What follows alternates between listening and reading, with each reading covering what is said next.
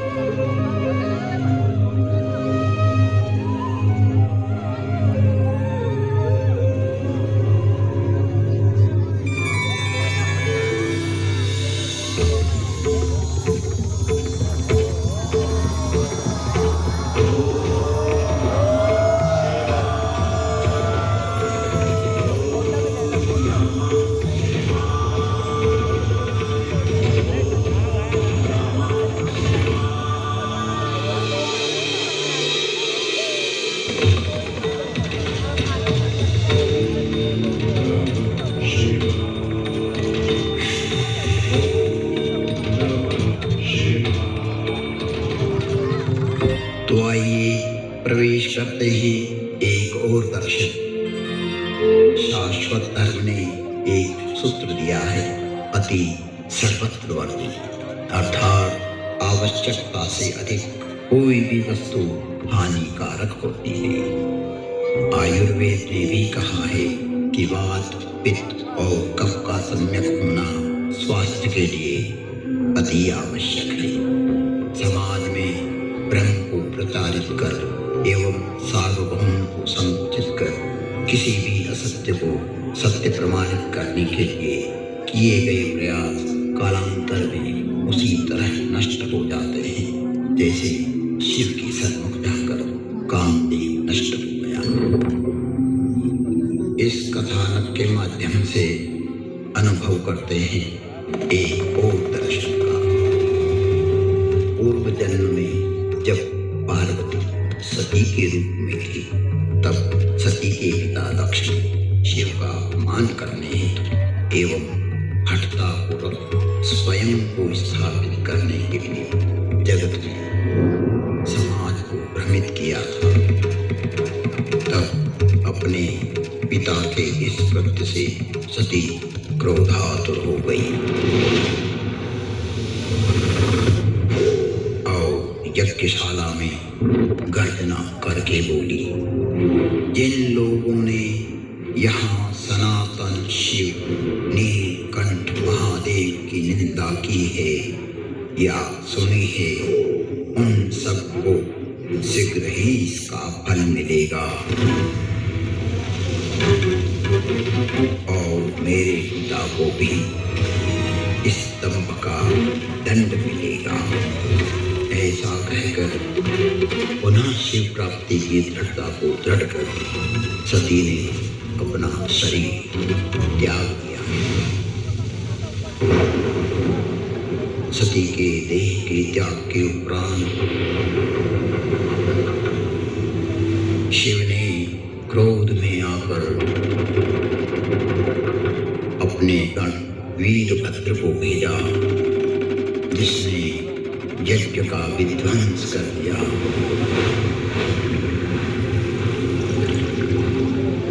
और दक्ष की दुर्गति हो गई। जब भी कोई अपने दाम्भिक पंथ की स्थापना बलपूर्वक करने लगता है तो उसकी गति दक्ष की तरह ही हो जाती है, जिसे मानव शरीर होते हुए भी बकरे के सिर के साथ यातना भोगते हुए जीवन जीना पड़ा। उधर हिमालय जैसी स्थिरमती के यहाँ समृद्धि रूपी पार्वती ने जन्म लिया। उसी समय तारकासुर नामक असुर रूपी अधर्म पृथ्वी पर व्याप्त हुआ। वो बलपूर्वक सत्य को मिटाकर असत्य की धारणा को स्थापित करने लगा। तब सभी देवगण सृष्टि सर्जक ब्रह्मा के पास जाकर जगत में व्याप्त हो रहे अधर्म का वर्णन करने लगे। तब ब्रह्मा ने उपाय बताया कि मूल शाश्वत धर्म का अंश ही इस अधर्म का नाश कर सकता है, किंतु मूल धर्म वाहक जगत तो अर्थाधीन होकर कांचन और कामिनी में डूबा हुआ है। धर्म और मोक्ष का ज्ञान लुप्त प्राय हो गया है। अभिप्राय यह है कि जब सनातनी समाज सोया रहेगा तो असत्य की प्रबलता छा ही जाती है, फिर पाखंडी पंथ भी सत्य लगने लगता है। जैसे जैसे पीढ़ियां बदलती जाती है, सत्य पर पाखंडी पंथ का आवरण छा जाता है। जब कामदेव ने स्वयं यह दायित्व लिया कि पुनः सत्य की स्थापना और मैं इस जीव में पड़े शिव को जागरूक करूंगा, भले ही इसका परिणाम कुछ भी हो। मूल धर्म को जागरूक करना मेरा परम कर्तव्य है। कामदेव ने अपने प्रभाव का विस्तार किया जगत कल्याण की भावना से शिव के मन में क्षोभ पैदा किया तो एक ही क्षण में सारी मर्यादाएं मिट गई। ब्रह्मचर्य, नियम, संयम, धीरज, धर्म, ज्ञान, विज्ञान, सदाचार, जप, योग, वैराग्य और विवेक सबका ज्ञान कामदेव ने भर जगत कल्याण की भावना जब व्यक्ति में प्रादुर्भूत होती है तो संपूर्ण जगत उसके समर्थन में खड़ा हो जाता है। सभी कामांध हो गए, चकवा चकवी रात दिन नहीं देखते थे। देव दैत्य मनुष्य किन्नर सर्प प्रेत पिशाच भूत वेताल ये तो काम के अधीन होते ही हैं, परंतु सिद्ध विरक्त मुनि महायोगी सभी काम के वश होकर स्त्री अनुरागी हो गए। दो घड़ी सारे ब्रह्मांड के अंदर काम प्रलय आ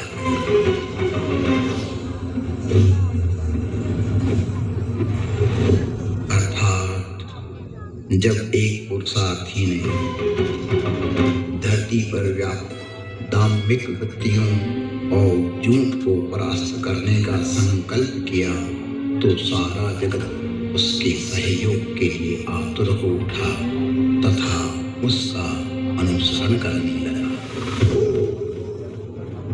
तात्पर्य यह है, जो स्वयं को मिटाकर संसार में सत्य प्रेम करुणा को प्रवाहित करना चाहता हो तो सारा जगत उसके साथ खड़ा हो जाता है।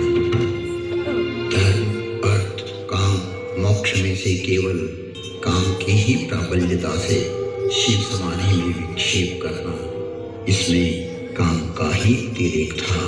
इसलिए एक बार कामदेव डर गया,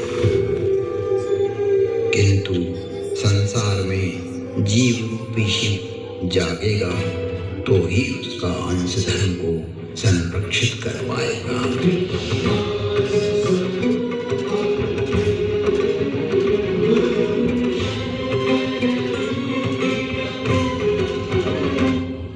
इसलिए कर्मशील ने प्रयास नहीं छोड़ा।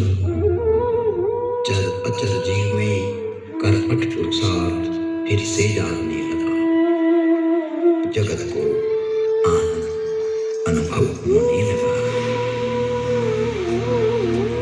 सरोवरों में कमल खिलने लगे, भंवरे गुंजार करने लगे, कीर और कोकिल प्रेम प्रेरक वाणी बोलने लगे। स्वराजनाद विस्तृत होने लगा। जगत तालबद्ध हो नृत्य करने लगा।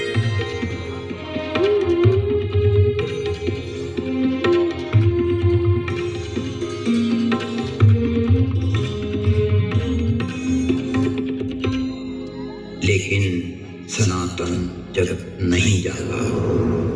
तब काम रूपी पुरुषार्थ ने जगत में व्याप्त शिव रूपी जीव के हृदय में जागृति की अभिलाषा को प्रकट करने के लिए अपने अव्यक्त रूप से वैचारिक पुरुषार्थ को उत्पन्न किया। अपनी चेतना से शिव के हृदय में जागृति का ज्वार उत्पन्न किया।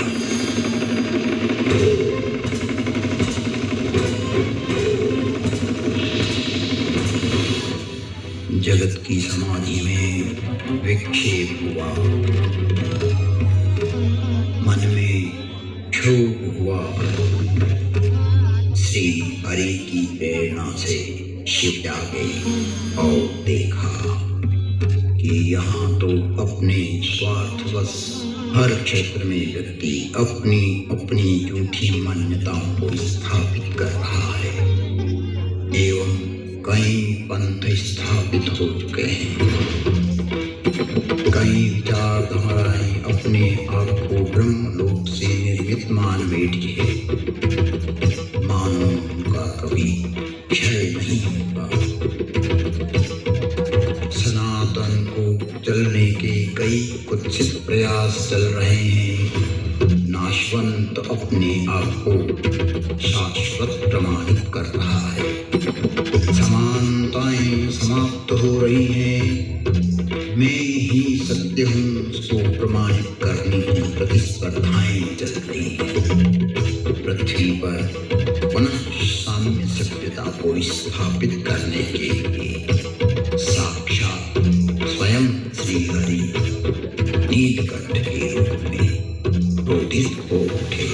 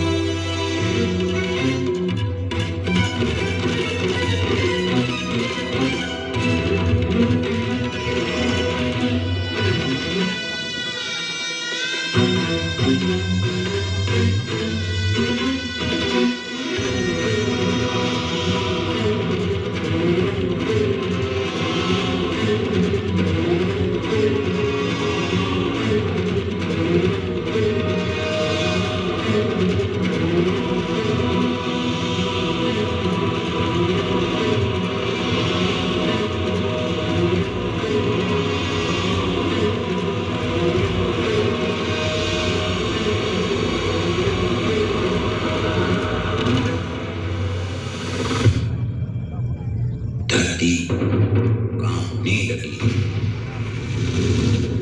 प्रलय की बिजलियां घनघोर आकाश में चमकने लगी। नक्षत्र हिलने लगे, ज्वालामुखी फटने लगे, आकाश में कड़ाके बोलने लगे। तब शिव रूपी जीव ने तीसरे नेत्र से देखा और देखते ही राजसी सुख भोग करने वाले जलकर भस्म हो गए। जगत में हाहाकार मच गया। दमनकारी उदास हो गए, राजवादी सुखी हो गए, लोलुप लोग भूख सुख के बिना व्याकुल हो गए और निर्मल स्वभाव के लोग चिंता रहित होने लगे।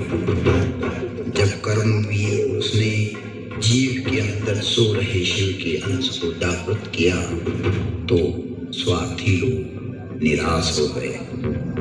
अपना पंथ प्रचारित करने वाले उदास हो गए। सनातन जब जागा तो लोगों की भ्रांतियां समाप्त होने लगी। उन्हें सत्य समझ में आने लगा तो विकृत पंथवादियों का नाश हो गया। आशुतोष शिव ने कर्म रूपी और को जगत कल्याण के किए गए प्रयत्न से प्रसन्न होकर कामदेव को एक वरदान दिया। अब से तुम्हारा नाम अनंग होगा और शरीर रहित होते हुए भी सभी में व्याप्त रहोगे, क्योंकि तुमने जगत में व्याप्त अधर्म का नाश करने के लिए स्वयं को आहूत कर जीव में पुनः सत्य का संचार किया है। संसार में सनातन धर्म के दर्शन को पुनः जागृत किया है। केवल धर्म, केवल अर्थ, केवल काम और केवल मोक्ष पूर्ण सत्य नहीं है। चारों पुरुषार्थों का समान रूप होना अति आवश्यक है। नीलकंठ शिव जागे और काक का दहन कर दिया। गया। अपने विहार से काम को स्वीकार करते हुए स्वामी कार्तिकेय को प्रकट किया, जिसने जगत में छाई हुई आसुरी वृत्ति का नाश कर पुनः सदाचार स्थापित किया। अब संसार में पुनः आडंबर न छा जाए, इसलिए प्रत्येक व्यक्ति को चाहिए कि वो अर्थ का उपार्जन धर्म के अनुसार करे और काम का वहन मोक्ष प्राप्ति की छाया में करे। चारों पुरुषार्थों का सम्यक वहन करते हुए समाज को जागरूक रखें। यदि अब यह सनातन धर्म सो गया तो काम सदैव बचा नहीं है कि जो पुनः जीव के अंदर बैठे शिव की समाधि को भंग कर उसे पुनः प्रेरित करेगा। अर्थात उठो, जागो और जानकार श्रेष्ठ पुरुषों के सानिध्य में ज्ञान प्राप्त करो।